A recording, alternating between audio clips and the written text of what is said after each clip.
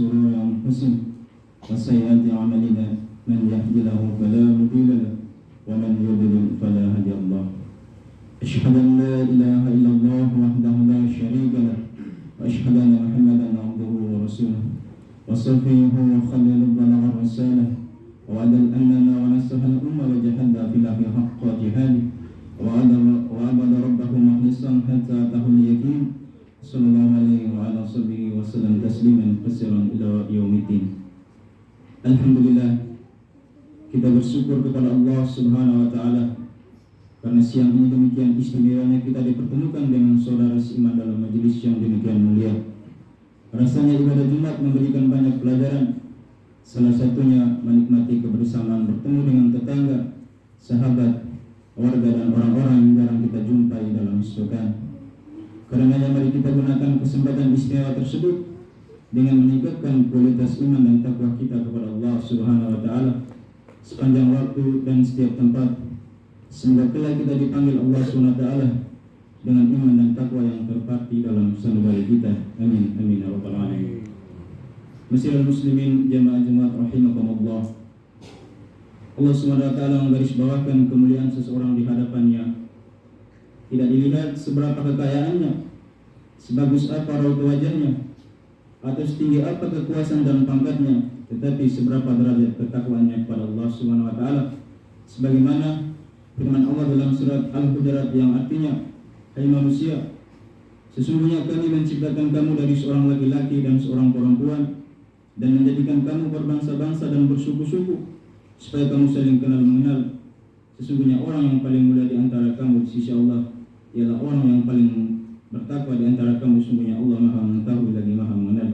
Quran surat Al-Hujurat ayat 13. Dari ayat atas jelas dipahami bahwa kemuliaan seseorang tidak dilihat dari jenis kelamin laki atau perempuan, apa bangsa serta dari suku apa ia berasal, karena semua itu semata-mata atas pemberian Allah Subhanahu wa Ta'ala, bukan didapat melalui usaha yang dilakukan manusia.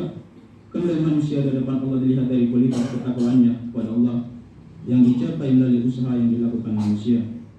Masyiral muslimin jamaah Jumat rahimakumullah. Kata takwa secara bahasa berarti terpeliharanya diri untuk tetap taat melaksanakan perintah Allah Subhanahu wa Ta'ala dan menjauhkan segala larangan. Hamka dalam tafsirnya Al-Azhar menjelaskan takwa dari kata waqiyah yang berarti memelihara, yaitu memelihara hubungan baik dengan Allah Subhanahu wa Ta'ala. Jangan sampai terperosok pada perbuatan yang tidak diridhoi dan memelihara segala perintahnya agar dapat dijalankan. Memelihara kaki jangan terperosok ke tempat yang penuh lumpur dan duri. Orang yang bertakwa adalah orang yang selalu berhati-hati menjaga setiap tutur kata dan laku perbuatannya dari setiap hal yang dilarang atau dimurkai oleh Allah Subhanahu wa Ta'ala. Pada saat sama setiap perbuatan yang dilakukan menjadi Allah ridho kepadanya. Masyiral muslimin Jumat rahimakumullah. Ada beberapa indikator mengukur derajat ketakwaan kita masing-masing. Sebagaimana firman Allah, wasari'u ila maghfiratin min rabbikum wa jannatin arduha as-samawati wal ardu uiddat lil muttaqin. Dan bersegeralah kamu kepada ampunan dari Tuhanmu dan kepada surga yang luasnya luas langit dan bumi yang disediakan untuk orang-orang yang bertakwa. Quran surat Al-Imran ayat 133. Masyiral muslimin jamaah Jumat rahimakumullah. Menurut ayat di atas setidaknya ada 4 indikator orang bertakwa. Yang pertama, orang bertakwa adalah orang-orang memiliki jiwa sosial tinggi. Ia suka menafkahkan hartanya baik ketika sedang berlimpah maupun dalam situasi yang sulit. Tidak menunggu kaya agar dapat berinfak dalam situasi yang serba terbatas, bahkan kekurangan sekalipun ia berusaha untuk menyisihkan sebagian rezeki yang dimiliki untuk diinfakkan di jalan Allah. Hadirin, berinfak, bersedekah bukanlah kekhususan orang-orang kaya saja. Orang yang susah pun juga tetap dianjurkan untuk bersedekah. Bukan orang susah ketika ia susah dan pelit, tetapi kemudian ia bersedekah, pahalanya bisa jadi mengalahkan orang-orang yang kaya raya. Rasulullah SAW bersabda, "Sadaqah dirhamun mi'ata al-dirham." 1 dirham bisa mengalahkan 1000 dirham. Para sahabat bertanya, bagaimana hal itu bisa terjadi ya Rasulullah? Rasulullah SAW bersabda, ada seorang laki-laki yang hartanya banyak melimpah ruah, lalu dari hartanya dia banyak itu ia ambil 100.000 dirham lalu dia infakkan. Sementara seorang yang hanya memiliki 2 dirham saja, lalu dia ambil 1 dirham untuk dia infakkan. Bayangkan hadirin sekalian, ketika uang kita di tabungan misalnya ada 1 miliar, mungkin untuk berinfak 1 juta mudah bagi kita karena masih banyak uang di tabungan. Tapi ketika kita tidak punya uang kecuali 100.000 saja untuk berinfak 10.000, mungkin kita akan berpikir 20 kali lipat. Namun ketika kita melawan kepikiran kita, maka Allah lihat itu adalah perjuangan kualitas, bukan hanya sebatas kuantitas. Hadirin yang dimuliakan Allah, di zaman sekarang ini harga BBM naik, semua harga kebutuhan naik, kemerosotan ekonomi dan kesusahan banyak orang yang menjadi kikir dan pelit. Justru di zaman-zaman seperti inilah sedekah itu bernilai besar di sisi Allah Subhanahu wa taala. Di saat ketakutan itu menggentarkan hati kita, takut miskin, takut fakir, tapi kemudian kita bersedekah, di saat itulah nilai besar di mata Allah. Maka indikator yang bertakwa adalah ia suka menafkahkan hartanya, baik ketika sedang berlimpah maupun dalam situasi yang sulit. Masyiral muslimin jamaah Jumat rahimakumullah. Yang kedua, orang bertakwa adalah memiliki kemampuan untuk menahan hawa nafsunya. Mengapa masih banyak saja dijumpai beragam penyimpangan di muka bumi ini? Salah satunya adalah karena manusia gemar menuruti hawa nafsunya, mengumbar kekandungan berbuat keburukan, padahal ada akan membahayakan dirinya sendiri, keluarga, hingga lingkungan sekitar. Memang nafsu adalah sesuatu yang pasti ada pada diri manusia. Kalau kita tidak ada nafsu makan, nafsu minum, nafsu pada wanita, tentu itu akan sulit mempertahankan hidup dan sulit untuk menikah dan menyukai lawan jenis. Ibnu Taimiyah dalam Majmu'ah yang menyatakan ada nafsu dan syahwat itu sendiri tidak berakibat seorang dihukum. Seorang baru dikatakan terkena hukuman ketika ia menuruti nafsunya, sehingga yang harus dia lakukan adalah melarang nafsunya untuk melanggar larangan Allah. Melarang nafsunya yang salah itulah yang masuk ibadah dan amal soleh. Allah SWT berfirman dalam surat An-Nazi'at ayat 40, wa amma man khafa maqama rabbih wa nahan nafsa 'anil hawa. Dan adapun orang-orang yang takut kepada kebesaran Tuhannya dan menahan diri dari keinginan hawa nafsu. Menurut Prof. Quraisyihab, nafsu itu harus dikendalikan, bukan dibunuh atau dicegah sama sekali. Bukan mematikan nafsu kita butuhkan ada penjajahan masuk ke negeri kita. Nafsu amarah harus muncul untuk mengusirnya. Contoh lain ada apabila kita lapar, maka kita membutuhkan nafsu makan, namun tetap harus dikendalikan. Jika kita mampu mengendalikan hawa nafsu kita, maka surga adalah jaminan. Sebagaimana Allah Subhanahu wa taala berfirman, fa innal jannata hiya mawa, maka sesungguhnya surga tempat tinggalnya. Quran surat An-Nazi'at ayat 40. Sebisa mungkin manajemen hawa nafsu menjadi hal yang penting. Imam Al-Ghazali dalam kitab Ihya Ulumuddin telah membagikan satu gambaran nafsu yang diibaratkan seperti kuda liar. Kalau kita mengendalikan nafsu, maka kuda itu akan jinak dan bisa kita manfaatkan. Sebaliknya, jika kita tidak bisa mengendalikan, maka akan tersesat kuda tersebut. Mengikuti hawa nafsu dapat mengarahkan kita pada kerusakan. Nafsu jelek bisa mengantarkan pada kesyirikan. Nafsu jelek bisa mengantarkan pada malas beribadah, karena lebih senang untuk tidur dibanding bangun untuk sholat subuh. Nafsu jelek juga bisa mengantarkan pada maksiat. Salah satunya ciri orang yang bertakwa adalah memiliki kemampuan untuk mengendalikan hawa nafsunya. Hawa nafsu selama tidak akan dituruti. Kalau nafsu mengajak kita malas untuk beribadah, maka kita paksa dan lawan dengan bangkit dan bangun dari kemalasan itu. Itulah ciri orang bertakwa, mampu menahan dan melawan keinginan hawa nafsunya. Masyiral muslimin jamaah Jumat rahimakumullah. Yang ketiga, tanda orang bertakwa adalah mudah memaafkan kesalahan orang lain. Meminta maaf atas kesalahan yang kita perbuat kepada orang lain itu sulit, tetapi jauh lebih sulit memaafkan kesalahan orang lain kepada kita, apalagi kalau orang tersebut tidak pernah merasakan bersalah dan minta maaf kepada kita. Maaf memang mudah dilontarkan di lisan, tapi sukar diperhatikan. Sebagian orang mungkin berpikir, bagaimana bisa kita mudah melelahkan begitu saja orang yang pernah menghina, melecehkan, menghujat atau bahkan melakukan kekerasan terhadap kita. Karena itulah maaf diganjar dengan kemuliaan. Karena memang hanya orang yang hati mulia yang akan leluasa memberikan kepada siapa saja, termasuk orang yang pernah merugikannya. Hadirin, adakah kita sudah maafkan orang-orang yang kita benci, bahkan paling kita benci? Jawaban ada di hati kita masing-masing. Siapa sih kita ini sebenarnya? Bagaimana mungkin kita bisa mengharapkan maaf atau ampunan dari Allah Subhanahu wa taala, sementara hati kita begitu berat untuk memaafkan saudara kita, sahabat kita, keluarga kita, bahkan tetangga kita. Semoga Allah berkenan melapangkan darah kita untuk bisa memaafkan orang-orang yang kita benci, orang-orang yang pernah menyakiti kita, orang-orang yang pernah menzalimi kita, yang pernah mengambil hak kita. Dan salah satu ciri orang bertakwa adalah mudah memaafkan kesalahan orang lain. Masyiral muslimin jamaah Jumat rahimakumullah. Yang keempat, orang bertakwa adalah orang yang berbuat ihsan atau berbuat baik yaitu melakukan kebaikan melebihi apa yang seharusnya diberikan.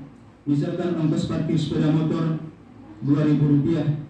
Ihsan berarti berbuat baik dengan memberikan lebih dari seharusnya, itu memberikan Rp4.000 pada petugas parkirnya. Berlaku baik atau ihsan tentu lebih memiliki makna yang cukup luas, tidak sekedar berbuat baik saja, bahkan lebih tinggi dari sikap adil. Misalnya ihsan dalam memaafkan, ihsan dalam membalas kejahatan dengan kebaikan, ihsan dalam ibadah seperti yang hadis Rasulullah SAW, bahwa suatu hari Jibril datang kepada Rasulullah SAW dan bertanya, apa itu ihsan? Rasulullah SAW menjawab, ihsan adalah bahwa engkau beribadah kepada Allah seakan-akan engkau melihatnya. Para sahabat Rasulullah SAW telah mencontohkan sikap ihsan dengan sempurna. Salah satu contoh, Umar bin Khattab radhiyallahu anhu pernah mengungkapkan suatu perkataan yang sangat populer ketika dirinya menjabat sebagai khalifah. Sekiranya rakyatku ini kelaparan, biarlah aku orang pertama yang merasakannya. Namun jika rakyatku ini kekenyangan, biarlah aku orang paling terakhir yang merasakan kenyang itu. Sungguh perkataan yang mungkin saat ini tak bisa didengarkan kembali dari para pemimpin kita. Berharap untuk bisa menemukan sosok pemimpin seperti Umar bin Khattab. Masyiral muslimin jamaah Jumat rahimakumullah, begitu beratnya menjadi orang bertakwa. Allah Subhanahu wa taala menjanjikan keutamaan yang sangat besar. Salah satunya sebagaimana firman Allah Subhanahu wa taala, "Wa man yattaqillaha yaj'alhu makhraja wa yarzuqhu min haitsu la yahtasib." Dan barang siapa bertakwa kepada Allah, niscaya Dia akan mengadakan baginya jalan keluar dan memberinya rezeki dari arah yang tidak disangka-sangka. Quran surat At-Talaq ayat 2-3. Dari ayat tersebut Allah SWT memberikan karunia yang luar biasa bagi orang-orang yang bertakwa, yaitu memberikan jalan keluar dari segala macam persoalan kehidupan. Setiap manusia dalam kehidupan pasti dihadapkan oleh permasalahan-permasalahan kehidupan. Allah Subhanahu wa taala memberikan jaminan apabila orang menghadapi masalah adalah orang yang bertakwa, maka Allah Subhanahu wa taala memberikan jalan keluarnya. Termasuk apabila yang dihadapi terkait masalah ekonomi, maka Allah akan memberikan rezeki dari arah yang tidak disangka-sangka datangnya. Masyiral muslimin jamaah Jumat rahimakumullah, ada kisah nyata bagi orang-orang bertakwa yang benar-benar yakin dengan janji Allah. Semoga dengan kisah ini bisa menandai pelajaran dan motivasi untuk kita. Dulu sebuah negara besar yang bernama Turki, beberapa tahun yang lalu, ada sebuah rombongan jamaah haji yang akan berangkat haji. Kemudian di bandara diumumkan bahwa sebentar lagi pesawat akan berangkat. Maka para penumpang yang akan berangkat dari bandara Istanbul Turki menuju Mekah diminta untuk menaiki pesawat. Ketika seluruh penumpang dimasuk